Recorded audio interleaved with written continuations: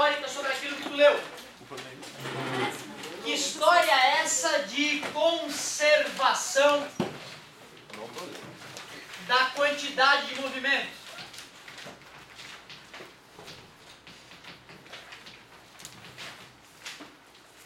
Cara, assim como a lei da conservação da energia, essa é a segunda coisa mais certa que existe na natureza. Os físicos investigando a natureza, uma das coisas que ficou óbvia pra gente é que a energia do universo se conserva. A energia mecânica de um sistema conservativo é igual à energia mecânica final do sistema. Qual que é a primeira? Falou que a segunda coisa mais certa, qual que é a primeira? Conservação da energia. Ah, tá.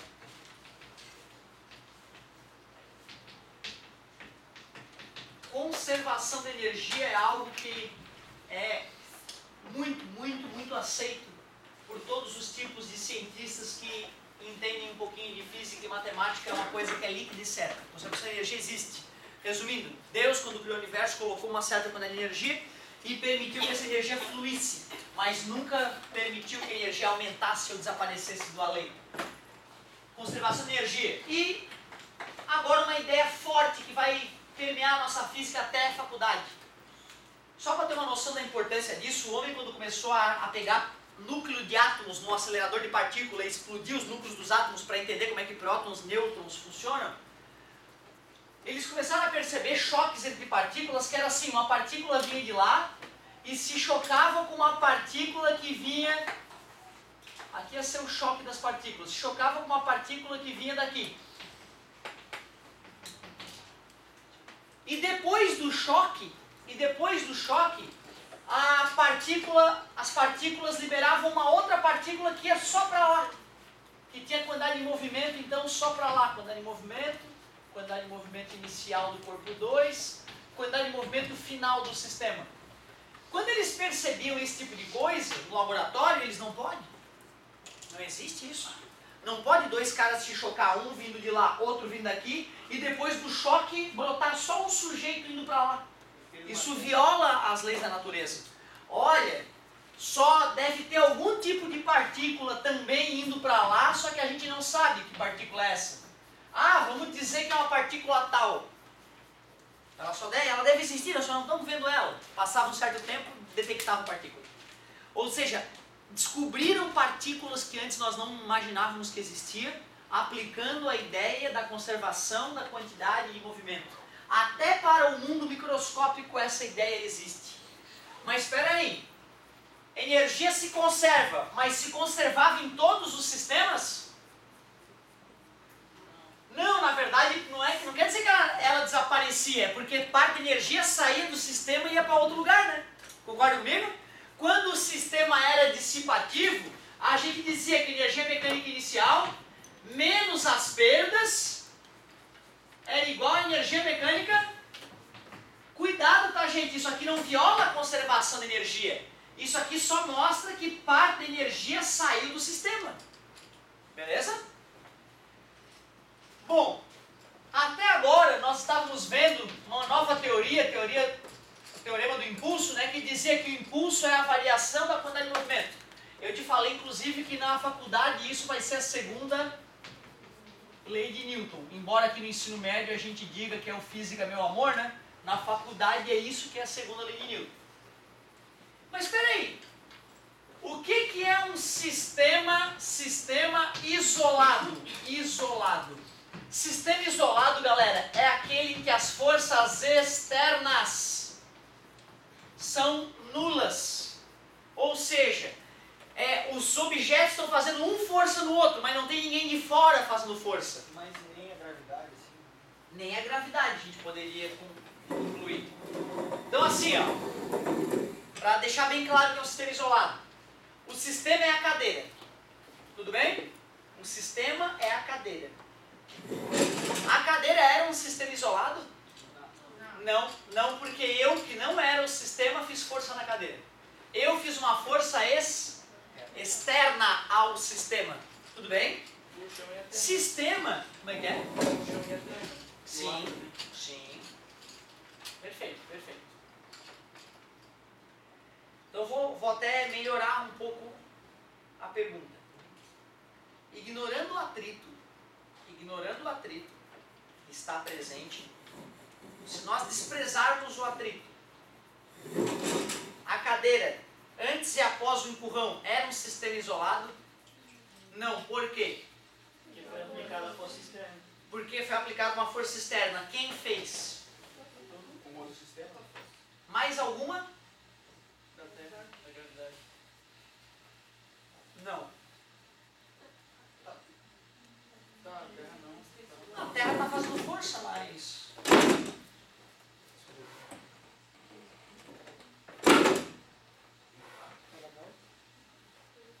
Diagrama de corpo livre. Sim, tem a normal. Resultante? Mas a Terra não. Resultante?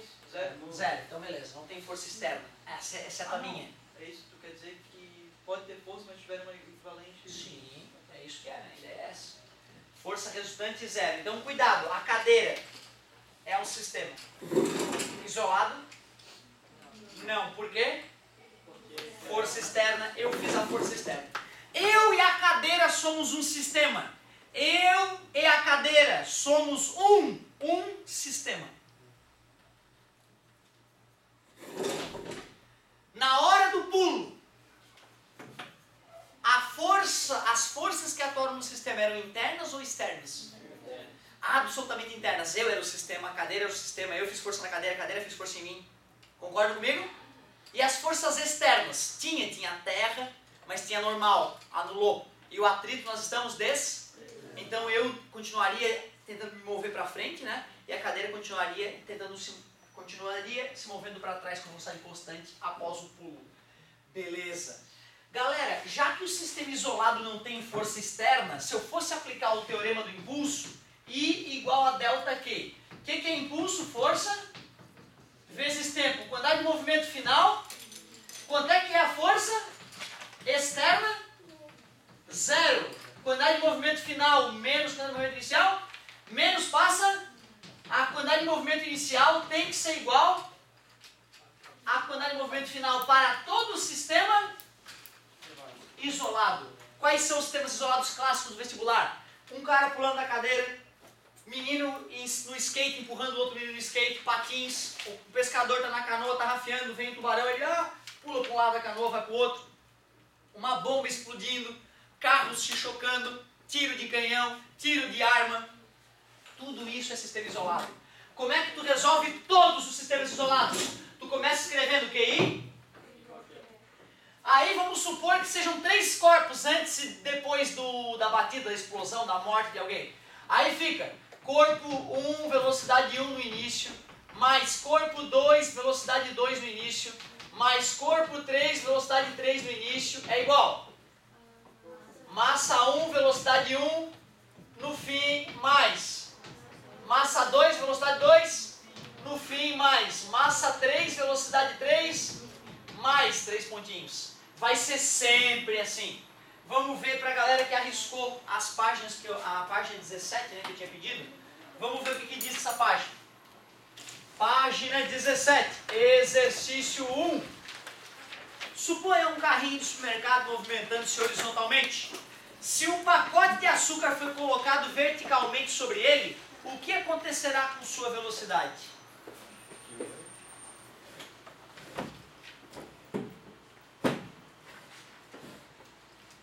A força que ele está assim. Estava com velocidade constante. Ou seja, não tinha atrito. O cara estava lá, um carrinho de supermercado empurrando, soltou. E o carrinho continuou. E ele pegou um objeto e colocou verticalmente. Colocou em cima do carrinho. Né? Suponha que o carrinho de supermercado movimenta-se horizontalmente. Então eu tenho que supor que o carrinho de supermercado está se movimentando horizontalmente. Por quê, professor? Por inércia. Você não falou que não tinha ninguém empurrando? Se um pacote de açúcar for colocado verticalmente sobre ele, o carrinho está andando, eu vou lá e coloco o pacote de açúcar ali. A velocidade vai diminuir. A velocidade vai diminuir. Vamos fazer os cálculos para garantir? Vamos fazer os cálculos. Quantidade de movimento inicial é igual a quantidade de movimento final. Massa do carrinho vezes a velocidade do carrinho no início é igual massa do carrinho vezes a velocidade do carrinho no fim. Tudo bem para vocês? Vamos supor que o carrinho estivesse com 50 quilos. E com velocidade de... para não matar ninguém no supermercado, vou botar 1 metro por segundo, pode ser? 1 metro por segundo, certo? Massa do carrinho depois que 1 quilo de açúcar foi colocado em cima dele. 51 vezes V. 50 dividido por 51 é igual a V. A velocidade final vai ser 0,9. Tudo bem? Só para a gente provar matematicamente a nossa ideia, né? Certo? É isso aí, a velocidade tem que diminuir. Era intuitivo, né? A velocidade diminui. Por quê? Vamos justificar. Então, para ficar bem bonito, é isso. A velocidade diminui,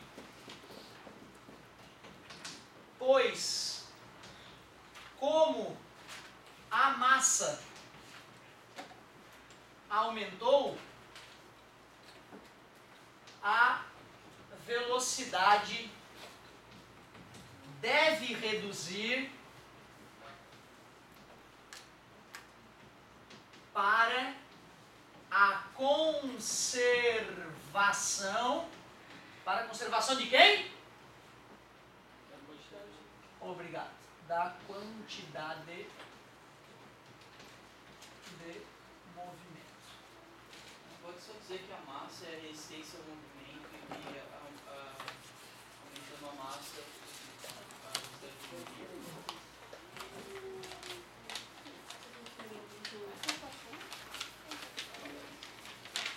Isso é delicado porque se tu falou dessa maneira dá a sensação de que se tu empurrar um carrinho mais pesado e um carrinho mais leve e soltar os dois, que o carrinho mais pesado vai diminuir de velocidade, né? E na verdade não, né? A massa, o que tu falou? A massa é a... Não pode. A massa mede a dificuldade de variar a velocidade de um corpo. Não é a resistência ao movimento. Depois que está em movimento, tende a continuar em movimento, não importa se a massa é maior ou menor, né? Quanto mais massa, mais difícil vai ser reduzir a velocidade, né? Então assim, para não justificar só usando as leis de Newton, anteriormente estudadas, o ideal de repente era explicar, né? Existe uma grandeza chamada m vezes v que deve se conservar. Se o m aumentou, o v tem que diminuir, né? Para o m vezes v continuar dando igual, né? Essa seria a forma mais adequada. Mas assim, a tua explicação não está fisicamente ruim, não. Eu entendi o que tu quis dizer, a explicação é legal, falta dar um cuidado um pouquinho maior na hora de escrever ali. 2, questão 2. Aqui no cantinho, vamos ver o que diz. A nave espacial constituída por estágios. É constituída por estágios. Cada vez que um estágio é lançado fora, a nave adquire maior velocidade. Isto está de acordo com o princípio da gravitação universal. Da inércia. Sim, da independência dos movimentos. Claro que é a conservação da quantidade de movimento, né? Se a quantidade de movimento da nave inicial é igual à quantidade de movimento final da nave, se m vezes v inicial é igual a m vezes v final, se a massa diminuiu por algum motivo, dela ter abandonado massa, claro que a velocidade tem que aumentar para que o m vezes v antes e depois continue igual. Certo? O princípio da conservação da quantidade de movimento. Beleza? Manda um querido. E a resposta da 1, vamos ver se a massa aumentou, vírgula. Com certeza, a velocidade diminuiu. Aqui já tem uma vírgula. Pois, como a massa aumentou, a velocidade deve reduzir para a conservação da quantidade de movimento. A velocidade diminuiu. Pois, como a massa aumentou, a velocidade deve reduzir para a conservação da quantidade de movimento. Pelo menos, eu não sei, eu não sou muito bom de vírgula não. O ideal, sabe, seria o quê? Tu pegar essa frase e pedir, ô Fafá, olha só, eu vou ler uma frase para ti, tu me corrige. Tu lê e pedir, o que tu acha que eu deveria alterar? E ela vai alterar, eu tenho certeza absoluta. E se tu pegar todas as minhas respostas ao longo do ano, eu duvido que ela não altere uma. O senhor está querendo dizer o quê? Que tu não sabe escrever bem em português? Exatamente. Isso é importante ficar claro. No último vestibular que eu fiz, na UFSC, eu tirei 10,15 na redação, que valia 15. Certo? Ou seja, ridículo. Certo? Então é importante ficar claro isso mesmo. Não confie no meu texto. A ideia que eu passo no texto é honesta. Agora, o texto em si, não. Questão 3. Considere a situação... Eu estou continuando aqui porque estava tranquilinho, tá? Não vou liberar a postura comigo. Porque eu arranquei a página minha da demonstração do avião, lembra? Eu fiquei procurando, ué, o que houve? Minha postura está falhada. Considere a situação em que um homem e uma caixa repousam frente a frente sobre uma superfície horizontal sem atrito. A resistência do ar no local é desprezível. Sabe-se que a massa do homem é 100 kg, enquanto que a massa da caixa é de 50 kg. Num dado instante, o homem empurra a caixa que passa a se mover em linha reta com velocidade escalar igual a 8 metros por segundo. Nestas circunstâncias, qual é o módulo da velocidade de recuo do homem após empurrar a caixa? Muito similar àquela história do tiro de canhão, né? Faz o QI igual a QF. Perfeito, QI igual a QF, é o que eu mais gostaria de escutar. Vamos fazer um desenhozinho primeiro. Então vamos lá, tá sem atrito, não me perguntem como é que o cara tá em pé, porque eu não sei. O cara tá magrelo aqui, vamos fazer um cara parrudo, um cara forte, as pernas do cara. Pescoço. Ó, eles estavam parados. A velocidade inicial era 0. Após o empurrão, certamente a caixa vai para o lado, certo? E o homem vai para o outro.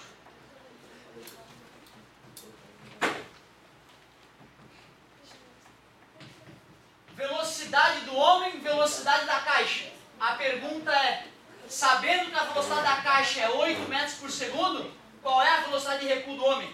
Cuidado, hein? Homem de 100 quilos, caixa de 50 quilos. Primeira coisa, o amigo falou certo. Toda a questão de conservação da quantidade de movimento começa assim. Toda. Antes era o homem e a caixa. Cada um tinha a sua massa e a sua velocidade. Depois era a caixa e o homem, cada um com a sua velocidade final. Pois não. Não sei, a matemática vai nos fornecer isso. Boa pergunta, garota. Muito bom. Velocidade da caixa inicial. Velocidade do homem no início. Massa da caixa. 50. Velocidade final da caixa. 8. Massa do homem. 100. Velocidade final do homem. Eu quero descobrir. Mas não botou massa ali no começo do outro. Eu não coloquei porque 0 vezes o número dá 0. 5 vezes 8, 40. Tudo bem para vocês? Mais 100 vezes velocidade do homem no fim. E assim, gente, ó, eu só fiz o M vezes V, mais M vezes V igual a M vezes V, mais M vezes V, para te acostumar. Porque quando a coisa está parada no início, é 0 já no começo de cara, entendeu? Então assim, depois que o cara faz 2, 3 dessas, um tiro de canhão, 0 igual M vezes V mais M vezes V. Certo? As drupas de Zebel estavam de patins, parados até que um empurrou o outro. 0 igual M vezes V mais M vezes V. Certo? O pescador está tarrafiando, paradinho, bem feliz, quando pula do barco. 0 igual M vezes V mais M vezes V. Certo? Então sempre que o sistema estiver parado no início, a esquerda vai zerar. Eu não zerei instantaneamente para que vocês acompanhassem meu raciocínio. Mais passou? Menos, subtrair 400 em ambos os lados, está multiplicando, passa menos 400 dividido para 100, velocidade do homem no fim. Por que menos? A garota já tinha percebido que ia ser menos mesmo, a matemática só revelou que ela estava correta. Se para lá é mais 8, para lá é menos, claro. Por que 4? Porque a massa dele é maior. Já que a massa dele é o dobro da massa da caixa? Pois então, depende de quem tu quer ser, Lucas. Vamos voltar ao começo do ano, beleza? Se tu quiser ser foda, tu faz assim como eu fiz, ó. Se tu quiser ser meia boca, tu fala 4 porque é metade. É isso aí. É importante vocês entenderem quando eu falo isso, eu não estou acreditando, eu sei que, eu não estou te falando o seguinte, ó, porra, no vestibular de ABCD eu quero que tu faça as contas tudo. Não, no vestibular de ABCD tu lê, dá risada para a pergunta idiota, assinala e vai para a próxima. Eu estou querendo que em casa tu faça isso, e que teu pai olhe, certo? E que teu pai confira se tu está fazendo do jeito que eu pedi, para que lá no terceirão tu tenha uma física muito acima da média. Quando fores fazer o teu intercâmbio, como muitos que já saíram de Santa Catarina, para o Canadá, para a Austrália, certo? Para a Europa, para os Estados Unidos, Todos que saem daqui bem formados e vão para lá, voltam com um sorriso de orelha a orelha, falando: professor, eu era o melhor em matemática da turma, eu era o melhor em física, eu dava aula de química para todo mundo lá, porque em exatas o Brasil é foda. Nos colégios bons, o Brasil é um dos melhores países do mundo para exatas. É isso. Mas por que vocês vão fazer assim? Se tiver a variagem de fazer assim, não vai ficar bom. Aí vai virar uma pessoa normalzinha. Se quiser fazer engenharia depois, física, matemática, química ou qualquer exata, vai penar. Certo? Não se esqueçam, para a galera que vai ser biólogo, os biólogos hoje em dia nunca precisaram de tanta matemática e tem cálculo A na faculdade de biologia, certo? Então vai ter que estudar um pouquinho de matemática também.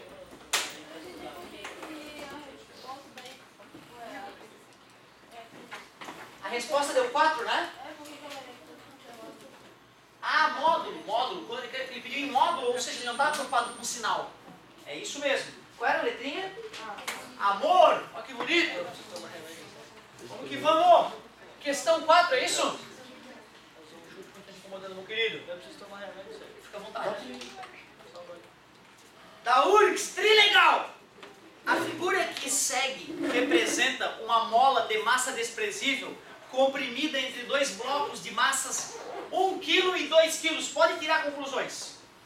M1 é 1 kg, M2 é 2 kg.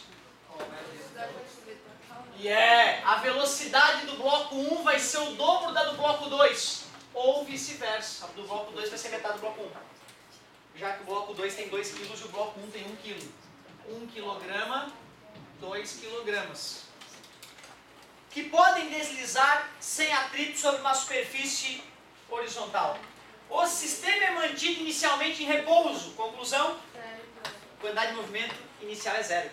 Num determinado instante a mola é liberada e se expande impulsionando os blocos. Depois de terem perdido o contato com a mola, as massas M1 e M2 passam a deslizar com velocidades de módulos iguais a 4 metros por segundo e 2 metros por segundo, como já havíamos falado. A velocidade tem que ser metade, respectivamente. Quanto vale em quilograma metro por segundo o módulo da quantidade de movimento total dos dois blocos depois de perderem contato com a mola?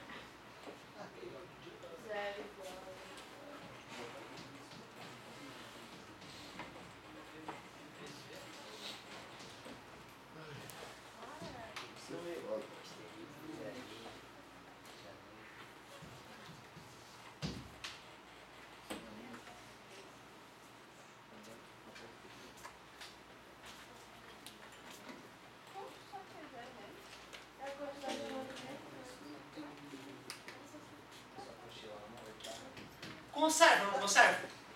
Cuidado de movimento é uma... Deus, quando criou o universo, uma das regras que ele colocou lá, não sei em que livro, a gente não achou ainda, mas está escrito lá, pode ter certeza: a quantidade de movimento do universo se conservará. Ou seja, aí eu fiz uma observaçãozinha embaixo. Se nós pegarmos massa e velocidade de cada maldito objeto do universo, desde o Big Bang até o último instante do universo, somarmos vetorialmente essas quantidades de movimento, m vezes v, sempre dará o mesmo maldito resultado. Então, ó, já que o início e o fim têm a mesma quantidade de movimento, e no início estava parado, não é?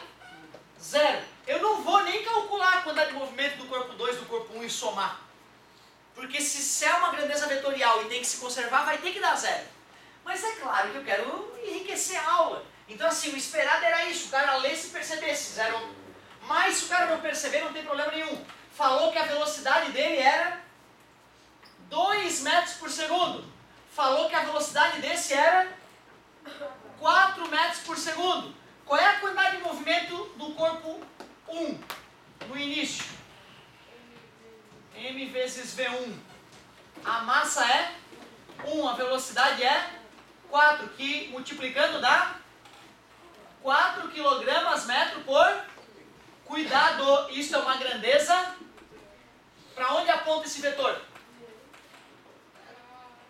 Para lá, né? Beleza? Quantidade de movimento do corpo 2. Não era inicial, era final, né? Depois da molinha ter sido liberada, M vezes V.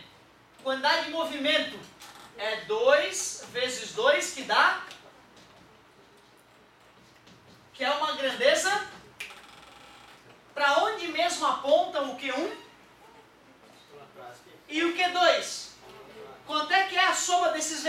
4 mais 4? Zero. Zero. Zero porque eles têm sentidos opostos. Professor, ele sabe dizer se tem o mesmo modo do vetor saludo? Os módulos do vetor saludo? É o mesmo módulo, né? Sentido Isso, diferente. aí é que tá. Boa, ó.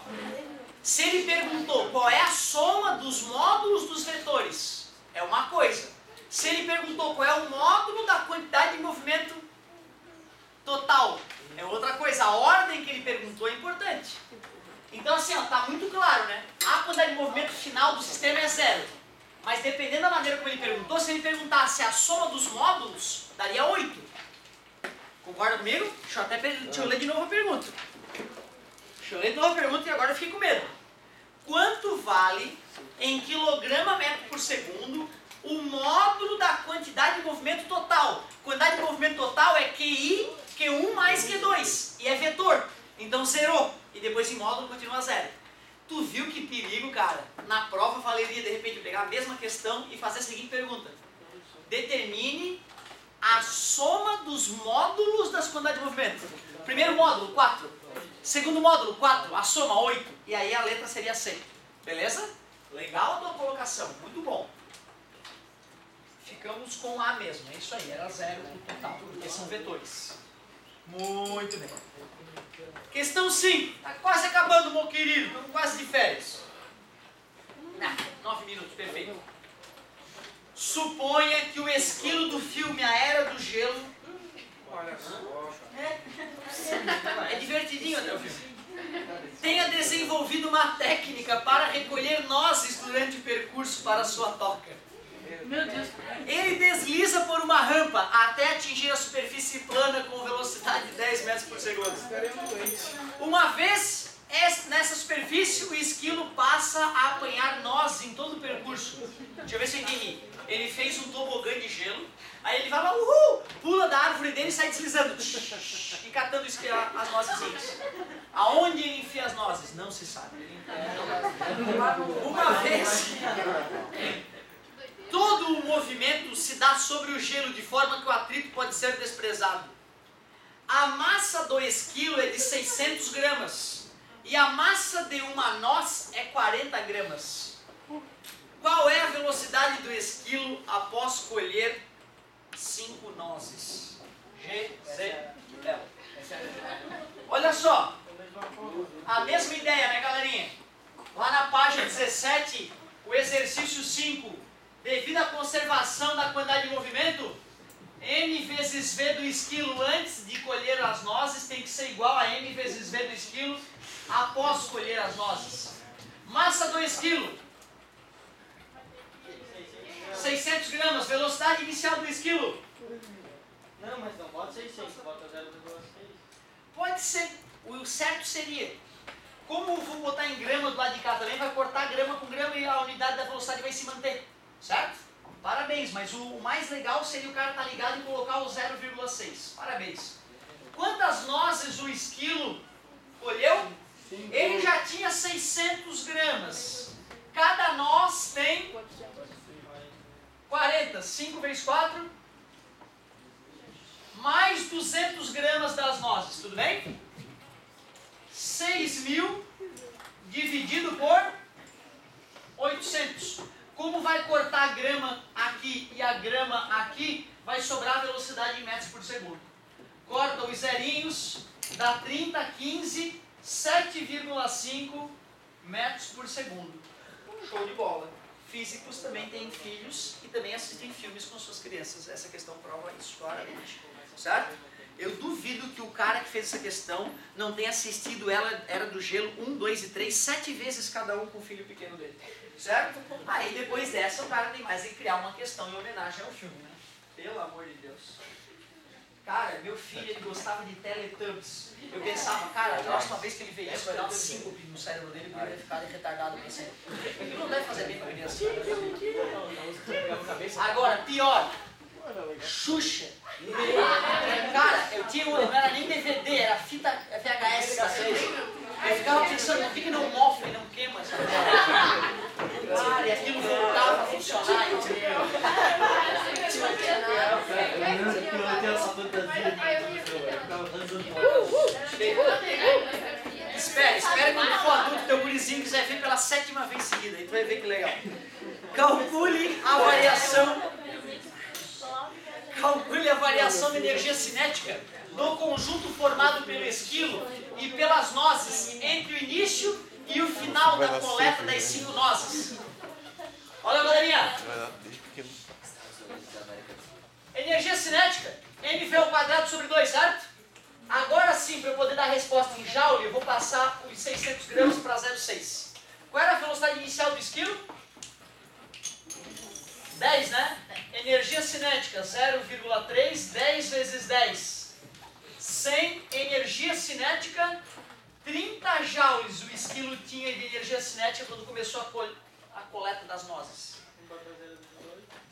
Pois então, energia cinética nova, a massa aumentou para 0,8, os 800 gramas. Qual é a nova velocidade do esquilo depois da colheita? 7,5 ao quadrado sobre 2, energia cinética ficou 0,4. Vou fazer 7,5 vezes 7,5, vai ficar 75 vezes 75, 5 vezes 5, 25, vai 2, 35, 36, 37, 35 vai 3, 49, 52, 12 vai 1, 2 casas após a vírgula, 56,25, vezes 4, 4 vezes 5, 20 vai 2, 8, 9, 10 vai 1, 24, 25 vai 2, 20 mais 2, 22, 1, 2, 3. Ué, que estranho, 22,5 joules. Pois é, né, cara, tu vê, então, tu tá deslizando, de repente cai uma massa no teu colo, a energia não vai se conservar. Por quê? Porque na hora que esse objeto cair no teu colo, vai ter que haver uma força entre o teu corpo e o objeto para que ele, que não estava acelerado, acelere até a tua velocidade. Ou seja, vai ter força entre os corpos enquanto eles se deslocam. Força com deslocamento, trabalho.